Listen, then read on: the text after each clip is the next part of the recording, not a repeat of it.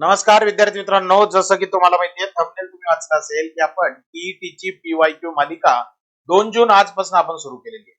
आजच्या लेक्चर मध्ये आपण काय बघतोय की 2025 या साली टीईटी मध्ये आलेले गणिताचे प्रश्न आज आपण बघणार आहोत. तर चला प्रश्नाची सुरुवात करूया, वेळ घालवायचा नाही आपल्याला.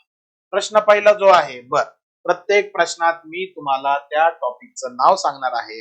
या टॉपिकला म्हणतात सारणी. कोणता टॉपिक आहे हा? सारणी. बरोबर आहे. म्हणजे डेटा इंटरप्रिटेशन पण स्तंभातला. ओके. हा, तर आता तुम्हाला हे दिसतंय क्लिअर? दिसत असेल तर ठीक, नसेल दिसत तर याला आपण झूम करू शकतो. कसं बघूया? चला बघा. त्यांचं म्हणणं आहे की एका गावचे 4 दिवसाचे कमाल व किमान तापमान दर्शवले, निरीक्षण करून प्रश्नाचे उत्तर द्या. प्रश्न पहिला आहे कमाल व किमान. कमाल म्हणजे काय रे? आपण आधीपासून शिकलोय, कमाल म्हणजे जास्त आणि किमान म्हणजे कमी. बरोबर आहे. तर तापमानातील फरक कोणत्या दिवशी सर्वात जास्त आहे, अशा प्रकारचा हा प्रश्न आहे. बघा मग फरक लिहायचा आहे. थोडस आकृती काय करतोय मी, झूम करतोय. ओके. हा, चला चला झूम झालीये. ओके, बस झालीये सर एवढीच. यस, बस झालीये. चलो बघा आता काय म्हणणं आहे रे बाबा की फरक. आता मला सांगा, मी जर इथं बघितलं सोमवारकडे, कुठं बघितलं? सोमवारकडे. तर सोमवारची ही जी आकडेवारी आहे इथपर्यंत, ही आहे 20. इथं तुम्हाला 20 दिसतंय. त्यानंतर वरती आहे 30. म्हणजे हे 30 आणि हे 20. बर, त्याचं किती सेंटीमीटर? 1 सेंटीमीटर म्हणजे 5 डिग्री. काही घेणं देणं नाही, काही घेणं देणं नाही, कारण आपण 5 न गुणणारच आहे. गुणल्यानंतर तोच फंडा होणार आहे. सरळ फरक घ्यायचा. मला सांगा, ही जी इथली आकृती आहे, सोमवारचा फरक किती आहे? हा 20 आणि हा 30. 30 20 गेले, 10चा फरक. इथं मंगळवारची आकृती पहा बरं. हे 20 आणि हे 25. कितीचा फरक आहे? 5चा फरक आहे. परत बुधवारची आकृती पहा बरं राजांना. बुधवारची आकृती कितीचा फरक आहे? समजा हे 35 आहे आणि हे किती आहे? 35 आणि हे 25 ला टेक केले. 35 मधून 25 गेले, कितीचा फरक आहे? 10चा. परत इथं पहा बरं गुरुवारचा. हा कितीला टेकलेला आहे? इथं सेम आहे. किती? 25 आहे आणि हा कितीला आहे? हा इथं ग्राफ आहे. हा ग्राफ आहे 40. 40 मधनं हे 20 गेले, इथं फरक आहे 20चा. बरोबर आहे. मग जास्त फरक कुठे आहे, अशा प्रकारचा हा प्रश्न आहे. तर जास्त फरक कुठे आहे? गुरुवारी. कुठे आहे राजा? गुरुवारी. बरोबर आहे. म्हणजे येणार उत्तर काय? गुरुवार. येणार उत्तर काय? गुरुवार. चला पुढचा प्रश्न बघा. त्याच्यावरतीच आधारित आहे. त्याच घटकावरती आधारित आहे. काय रे राजा? त्याच घटकावरती आधारित असा प्रश्न आहे हा की 4 दिवसाच्या किमान तापमानाची बेरीज व कमाल तापमानाची बेरीज यातील फरक किती? तर याची पीडीएफ मी जे आहे टेलिग्रामला सेंड करणार आहे, त्याच्यावरती तुम्ही बघून घ्यायचंय. 2 नंबरचा प्रश्न. चला 3 नंबरचा प्रश्न काय, वाचा. टॉपिकचं नाव सांगा. सर टॉपिकचं नाव आहे घड्याळ. टॉपिकचं नाव काय? घड्याळ. टॉपिकचं नाव आहे घड्याळ, ज्याला आपण म्हणतो क्लॉक. ज्याला काय म्हणतो? क्लॉक. मग आता क्लॉक मध्ये 11:15 वाजता घड्याळातील तास काढा. तुम्हाला माहितीये की फरक जर काढायचा तर फरकाची सुरुवात थिटा म्हणजे घड्याळातील तास काटा आणि मिनिट काटायचा फरक जो काढतो आपण 11/2 m वजा 30h हे त्याचं सूत्र आहे. बरोबर आहे. पीवायक्यू अनालिसिस आहे, त्यामुळे याचा अभ्यास तुमचा आधीच झालेला आहे. रिव्हिजन म्हणून याला बघा. तुम्हाला सांगतो, यम जर पाहिलं तुम्ही, यम यम म्हणजे असतं मिनिट, आणि एच जर पाहिलं तुम्ही, एच असतं. बरोबर आहे. मग 11/2 m थिटा बरोबर 11/2 गुणिले यम ची किंमत किती आहे? किती? 11:15. 11:15 म्हणजे 11:15 मिनिट. 11:15 मिनिट. मग 11/2 गुणिले मिनिट 15 वजा 30 गुणिले याची किंमत 11. मग बे एक बे, 15 ला भाग दिला, बे 7.5. तर काय होणार? हे होणार थिटा बरोबर 11 गुणिले 7.5. 11 गुणिले 7.5 वजा 11 3 33 300.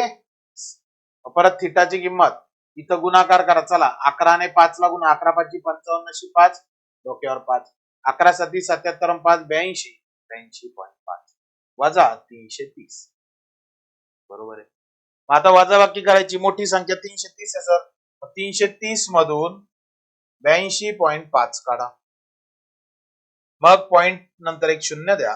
शून्यातनं 5 जात नाही, वर 10 इकडे 10 5 गेला 5, वर 10 इकडे 10 3 गेला 7, वर 10 इकडे 10 3 13 9 गेले 4, 3 1 गेला 2, पॉइंट जशाल तसा 247.5. ओके, मान्य आहे सर इथं ऋण आहे, इथं काय ऋण आहे, हे ऋण आहे, हे उत्तर पण ऋण येणार. या ज्या दोन उभ्या रेषा आहे का याला इंग्रजीत मॉड म्हणतात. इथे ऋण उत्तर आलेलं काय होतं, धन होतं. 247.5 हे धन होणार 247.5. पर्याय आहे का, नाहीये. का नाहीये, कारण आपली घड्याळ 12 तासाची आहे आणि 180 अंशाच्या वरती उत्तर चालत नाही. म्हणून जर जर जर थिटाची किंमत 180 अंशापेक्षा जास्त आली, थिटाची किंमत 180 अंशापेक्षा जास्त आली तर काय करायचं तुम्हाला, त्याला 360 मधून वजा करायचं. म्हणजे येणार उत्तर 360 वजा 247.5. पॉईंट नंतर एक शून्य देऊन टाका. मग शून्यातनं 5 जात नाही, वरती 10 इकडे 1, 10तनं 5 गेला 5 पॉईंट जाशील तसा, वर 10 इकडे 1, 10तनं 8 गेले 2, 7तनं 5 गेला 1, 3तनं 2 गेला 1, 112.5. पर्याय कितवा, तिसरा. पर्याय कितवा, तिसरा. पटतंय, डोक्यात जातंय, यस केलंच पाहिजे. चला नेक्स्ट. काय सर पुढचा प्रश्न, डॅश डॅश ही पहिली त्रिकोणी. आता इथे त्रिकोणी संकेत मिसिंग आहे त्यामुळे उत्तर येऊ शकत नाही, याचा विषय सोडून द्या. 4 नंबरचा. 5 नंबरचा प्रश्न वाचा. 8, 2, 0, 7 हे सर्व अंक वापरून तयार होणाऱ्या मोठ्यात मोठ्या 5 अंकी व लहानात लहान 5 अंकी संख्यात फरक किती, अशा प्रकारचा हा प्रश्न आहे. मग फरक किती, मोठ्यात मोठी किती अंकी, 5 अंकी, मोठ्यात मोठी. बर, दिलेले अंक 4 आहे, दिलेले अंक 4 आहे, संख्या लिहायची 5 अंकी. म्हणजे अशा वेळेस मोठ्यात मोठा अंक हा दोनदा लिहायचा, म्हणजे 8 दोनदा लिहायचा. ओके, आणि बाकीचे 8 दोनदा लिहायचे आणि बाकीचे काय करायचे, नंतर लिहायचे. 7, 2, 0. बरोबर. नोट काय, नोट नोट ही की मोठा अंक दोनदा लिहून उतरता क्रम घ्यावा, उतरता क्रम घ्यावा. Okay, yes. उतरता क्रम घ्यावा लिहिले. तसंच लहानात लहान, ए राजा, लहानात लहान साठी काय करायचंय, 5 अंकी म्हणताय ना ते, मग सगळ्यात लहानी शून्य आधी नाही घेऊ शकत आपण, 2 घेऊ शकतो आणि शून्य दोनदा घ्यायचे आणि त्यानंतर 2 लिहायचा, 7 लिहायचा, नंतर 2 लिहायचा, 8 लिहायचा. करेक्ट आहे. काय म्हणताय, फरक म्हणताय ना, फरक म्हणजे मोठ्यातनं लहान ते वजा बाकी द्या. 10तनं 8 गेले 2, इकडे 1 द्या, इकडे 10, 10 2 12तनं 8 गेले 4, 7तनं 1 गेला सर, 7तनं 1 गेला 6, 8 जशाला तसा 8तनं 2 6, 68,642. पर्याय कितवा, दुसरा. कितवा, दुसरा. क्लिअर आहे, क्लिअर आहे. चला नेक्स्ट. पुढचा प्रश्न सर 6 नंबर. कसा सोडवायचा, नमिताने काय केलं रे, गृहोद्योगासाठी दशादशे हे जे आहे ना 7, हे आहे 7.1/2, 7.1/2. बरोबर आहे. मग काय केलं तर एकूण किती रक्कम, मग काय करा सर, तुम्हाला माहितीये सरळ व्याजाचं सूत्र राजांनो, SI बरोबर PRT भागिले 100. मग पी ची किंमत किती आहे सर, पी ची किंमत आहे 1.5 लाख, एकक दशक शतक हजार दशक लक्ष. आर ची किंमत दर 7.1/2 म्हणजे 7.5, आणि या 7.5 ला थोडं व्यवस्थित लिहा, 15/2. टी म्हणजे वर्ष आहे, किती वर्ष, 8 वर्ष. बरोबर आहे. तुम्हाला एकूण रक्कम विचारली आहे राजा, एकूण रक्कम म्हणजे रास, आणि रास म्हणजे काय रे, मुद्दल अधिक व्याज, मुद्दल अधिक व्याज. मग मुद्दल अधिक व्याज आहे, मग काय करा, SI ची किंमत काढा, SI म्हणजे व्याज, पी ची किंमत आहे 1.5 लाख लिहून घ्या, गुणिले आर ची किंमत 7.5 म्हणजे 15/2, टी ची किंमत 8 आणि भागिले 15/2 थोडं बाजूलाच घेऊया आपण, म्हणजे व्यवस्थित लिहूया.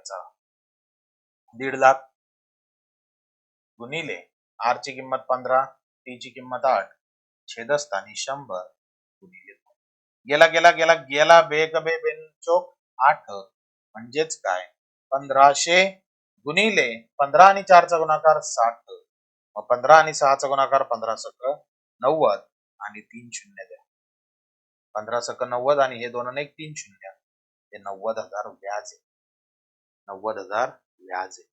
पण काय विचारलं आपल्याला सर आपल्याला विचारलं रास रास म्हणजे मुद्दल अधिक व्याज मुद्दल किती आहे सर मुद्दल आहे 1.5 लाख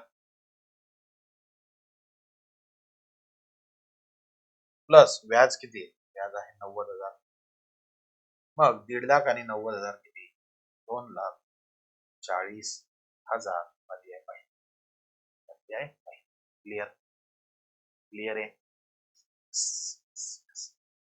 चला नेक्स्ट पुढचं बघूया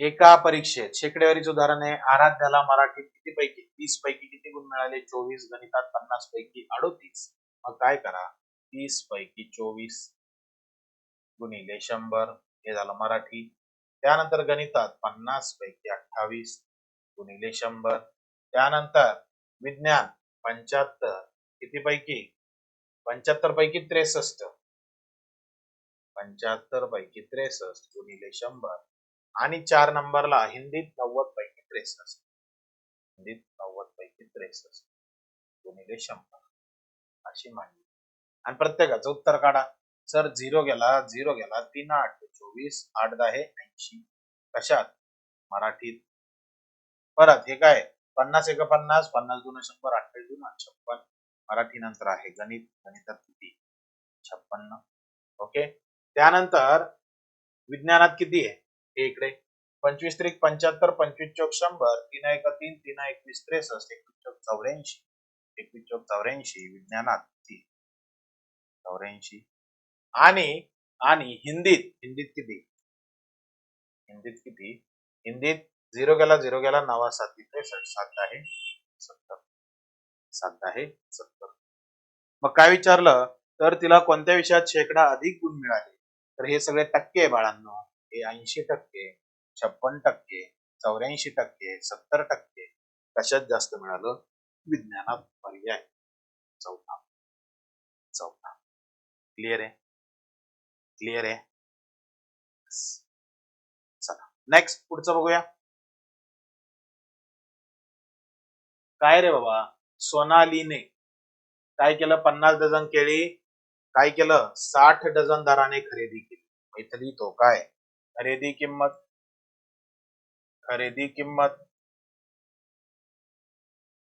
बर किती आहे 60 डझन दराने म्हणजे 50 डझन केळी बरोबर 50 डझन 50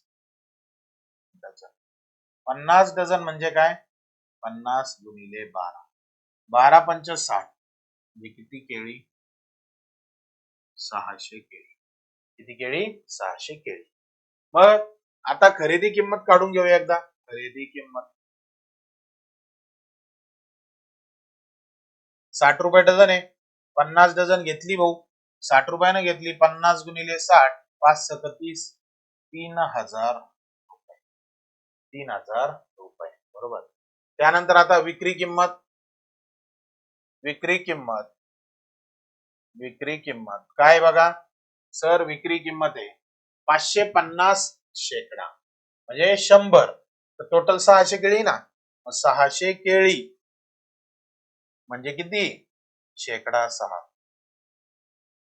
शेकडा 6 आहे राजा 550 रुपये शेकडा आहे 550 ला 6 न गुणा 6 0 0 6 5 30 0 डॉक्टर 3 6 5 30 3 33 म्हणजे 3300 विक्री आहे खरेदी 3000 आहे मग 3300 ना किती गेले 3000 गेले उरले किती 300 रुपये काय झाला नफा झाला 300 रुपये काय झालाय नफा झालाय ओके क्लिअर आहे यस चला नेक्स्ट पुढचं बघा 9 नंबर दोन समांतर रेषांना एका छेदिकेने छेदल्यास याला म्हणतात भूमिती दोन आडव्या रेषा समांतर रेषा छेदिका ओके तुम्हाला तर माहितीये संगत कोणाच्या किती जोड्या तयार होतील हे राजांनो टोटल कोण किती तयार होतात 8 कोण लहानपणापासून शिकतोय. 8 कोण तयार होतात?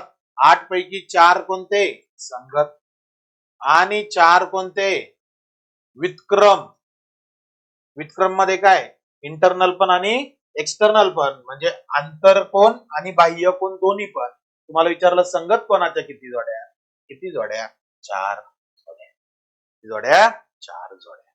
क्लिअर आहे? क्लिअर आहे? Very good. चला पुढचा प्रश्न. चला पुढचा प्रश्न बघा काय की ओ केंद्र असलेल्या वर्तुळातील 16 सेंटीमीटर लांबीची जीवा PQ ही वर्तुळ केंद्रापासून, सगळ्यात पहिले हे वर्तुळ केंद्र आणि हे वर्तुळ, ओके. तर ओ ओ नाव आहे त्याचं. केंद्रापासून PQ ही 6 सेंटीमीटर अंतरावर आहे. समजा ही 6 सेंटीमीटर आणि ही जीवा आहे, बरोबर. जीवा किती आहे? जीवा आहे सर, जीवा आहे सर किती सेंटीमीटर? सर जीवा आहे 16 सेंटीमीटर. 16 सेंटीमीटर. आणि वर्तुळ केंद्रापासून ते जे अंतर आहे, वर्तुळ केंद्रापासून हे जे अंतर आहे हे किती आहे? 6 सेंटीमीटर. आता एक नियम लक्षात घ्या. नियम काय माहिती? नियम काय की वर्तुळ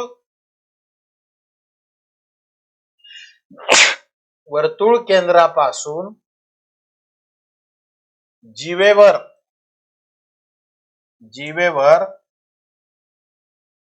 टाकलेला लंब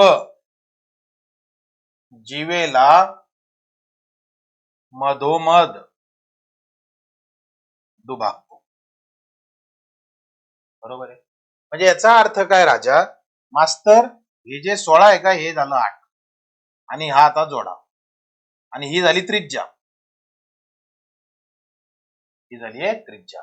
मग आता काय झालं की हे 6, हे 8, हे 6, हे 8 आणि ही त्रिज्या, हा एक काटकोन त्रिकोण झाला. मग काटकोन त्रिकोणात हा पाया झाला 8 आणि ही उंची झाली 6 आणि हा कर्णज म्हणजे हा त्रिज्या 8चा वर्ग अधिक 6चा वर्ग. हे सर्व तुम्ही शिकलेले. 8चा वर्ग 64, 6चा वर्ग 36 म्हणजे 64 अधिक 36 वर्गमुळात 100. येणार उत्तर किती? 10 सेंटीमीटरची त्याची त्रिज्या आहे. पर्याय कितवा? तिसरा. कितवा? तिसरा. क्लिअर आहे? चला नेक्स्ट पुढचं बघूया. 11 नंबर. काय सर 11 नंबर बघा. आता वर्गमूळ आहे. वर्गमुळात 800 आहेत. 800 175 गेले. राजा डायरेक्ट 600 गुणिले 0.58 आणि 0.06 सर 0.64 गुणिले वर्गमुळात 1024 छेदस्थानी वर्गमुळात 100 आणि वर्गमुळात 256. बरोबर आहे. 1 ते 30 वर्ग, 1 ते 15 घन तोंडी पाठ राहतात सगळ्यांना. राजा याचं उत्तर सगळ्यांकडे येणार आहे. कशाचं रे? हे बघ 625 म्हणजे मास्तर 25 64. आता हे दशांशाचं वर्गमूळ आहे बरं का. हे दशांशाचं वर्गमूळ आहे. मग याचा नियम असा आहे, दशांश काढून टाका. वर्गमुळात 64 कुणाचा वर्ग आहे? 8चा. आणि पुढची स्टेप आहे, दशांशानंतर किती अंक आहे? 2. म्हणजे येणाऱ्या उत्तरात 2 अंक आहे म्हणजे एक जोडी, 2 अंकांची एक जोडी. बरोबर आहे. जोडी 1 आहे, एक घर अलीकडे आहे 0.8. ज्याला कळालं नाही त्यांनी बघा, समजा वर्गमुळात असं दिलं असतं 0.0004 तर मग वर्गमुळात 4 उत्तर काय येतं? 2. पण दशांशानंतर बघा इकडं ही एक आणि ही एक, 2 जोडी म्हणजे 2 घर अलीकडं 0.02. तोच नियम आपण तिथे वापरला म्हणजे 0.8. इथं लिहितो 0.8 गुणिले 1024 कुणाचा वर्ग आहे? सर 32चा वर्ग आहे. सर तुम्हाला डायरेक्ट कसं कळालं? वर्गमूळ कसं काढतो आपण? वर्गमुळात 1024 लिहायचं. हे राजा 4ला काय चालतं रे? 2 आणि काय 8. एकक स्थानी 2 किंवा काय 8. बरोबर आहे. मग 10, हे 10, हे 10 कुणाच्या आधी आहे? 9 म्हणजे वर्गमुळात 9 पुन्हा 3 म्हणजे येणार उत्तर एक तर 32 नाही तर काय 38. वर्गमुळाच्या स्टेप तुम्हाला माहिती आहेत. आपल्याला तो वेळ घालवायचा नाही. चला फक्त लक्षात ठेवायचं वर्गमुळ 1024 म्हणजे किती? 32 आणि 100 10चा आहे. सर 256 16चा आहे. का हो सर लिहिताय डायरेक्ट? 1 ते 30 वर्ग पाठ, 1 ते 15 घन पाठच पाहिजे. चला बरं मग सर हे होणार 16 1 16 16 2 32 5 2 10 5 5 25 2 गेला 2 गेला उरलं काय? 5 गुणिले 0.8 बाकी सगळं कटलं. याला म्हणतात दशांशाचा गुणाकार. दशांश काढून टाका. 5 गुणिले 8 40. घाई घाई 40 पर्याय टिक करायचं आणि सर माझं बरोबर आहे म्हणायचं. का? कारण दशांशानंतर हा एक अंक आहे, एक घर अलीकडे यायचं. 40च्या इकडे लेफ्टला 4.0. येणार उत्तर 4. पर्याय पहिला. पर्याय पहिला. ओके, क्लिअर आहे. चला नेक्स्ट पुढचं बघा. 12 नंबर काय रे? 12 नंबर बाबा, 5 ताटे व 10 वाट्यांची किंमत 1000 रुपये आहे. 5 ताटे आणि 10 वाट्यांची. आता आपल्याला ताट माहिती नाही किती आहे, मग काय करायचं? इथं म्हणायचं काय? किती ताटे? किती ताटे? 5 ताटे. म्हणजे 5 ताटे म्हणजे एक ताट एक्स आणि एक वाटी ती मानू वाय. बरोबर आहे. त्याला म्हणतात एक सामायिक समीकरण. मग 5 ताटे म्हणजे 5x प्लस 10 वाट्या म्हणजे 10y, याची किंमत 1000 रुपये. त्याला म्हणा समीकरण 1. बरोबर. समीकरण 1. कोणतंही समीकरण जेव्हा तुम्ही बघता ना, तेव्हा बघायचं ह्या संपूर्ण समीकरणाला याला म्हणतात LHS लेफ्ट हँड साइड, याला म्हणतात RHS. बरोबर. म्हणजेच सर्व समीकरणाला कितीने भागू? 5 ने भागू. 5 ने जर भागलं तर 5x ला जर 5 न भागलं x, 10y ला 5 न भागलं 5 गुण 10 आणि 1000 ला 5 न भागलं तर हे झालं 200. याला म्हणा समीकरण 1 झालं नाही, याला म्हणा 2. काही फरक पडत नाही. मग 2 ताटे व 8 वाट्या. मग आता 2 ताटे म्हणजे 2x, 8 वाट्या म्हणजे 8y. किती आहे किंमत? 560. याला म्हणा समीकरण. करेक्ट आहे. आता इथं कितीनं भाग जातो? 2ने सगळ्यांना जातो. मग सर्व समीकरणाला 2 ने भागू. बरोबर. हा. मग x अधिक 4y अधिक 280. याला म्हणा 4 नंबर. करेक्ट आहे. यस. एक सामायिक समीकरणे 10वी मध्ये आहे. एक चल समीकरणे सुद्धा 10वीत आहे. या प्रकारची उदाहरणे एक सामायिक समीकरण आणि एक चलन सॉल्व्ह होतात. मग पुढे तर आता समीकरण 2 आणि समीकरण काय 4. मग 2 आणि 4 ची आपल्याला क्रिया करायची. का? कारण त्यांनाच आपण छोटं केलंय. तसं जर आपण भागलं नसतं तरी पण होत होतं. पण आता जे समीकरण इथे आलं 2 आणि 4, यांच्यावर क्रिया केली वजाबाकीची, x काय होणार? कॅन्सल होणार. मग 4 मधनं 2 काढा किंवा 2 मधून 4 काढा, ही त्याची पद्धत आहे. मग इथं मी लिहितो समीकरण 2 वजा 4. मग 2 नंबरचं समीकरण वरती लिहा. x अधिक 2y बरोबर 200. 4 नंबरचं त्याच्या खाली लिहा. x अधिक 4y बरोबर 280. मग 2 मधनं 4 काढायचे ना. 2 नंबरचं समीकरण आपण लिहिलं. मग 4 नंबरच्या जे चिन्ह बदलावं लागेल. x चं धन चिन्ह याला ऋण करा, हे धन याला ऋण करा, हे धन याला ऋण करा. चला वजाबाकी. सर x मधनं x गेला हो, कटला. पण हे धन 2 आणि हे ऋण 4. 4तनं 2 गेले 2, पण कसे 2? वजा 2y. इथं पण 280 200 गेले, किती उरले राजा? वजा 80. करेक्ट. सर दोन्ही बाजूचं वजा वजा कॅन्सल, म्हणजेच हे होणार 2y बरोबर 80. y बरोबर सर 80 ला 2 ने भागलं, y बरोबर 40 रुपये. 40. करेक्ट. मग y 40 रुपये म्हणजे एक वाटी 40 ला एका ताटाच्या किमतीत किती वाट्या, मग एका ताटाची किंमत काढू. वायची 40 किंमत समीकरण 2 मध्ये ठेवू. समीकरण 2 मध्ये समीकरण 2 मध्ये ठेवू. बरोबर. हा चला मग 2 मध्ये ठेवूया. कसं ठेवायचं सर, तर समीकरण 2 हे इथे 2 आहे. मग x अधिक 2y म्हणजे 2 गुणिले 40 आणि बरोबर किती 200. मग काय होणार राजांनो हे, सर x अधिक 40 दुना 80 बरोबर 200. मग x बरोबर हे राईट साइडचे 200 त्याच्यातनं गेले 80 म्हणजे x ची किंमत 120. झालं ना राजा. म्हणजे एका ताटाच्या किमतीत किती वाट्या, ए राजा 1 वाटी 40 ला.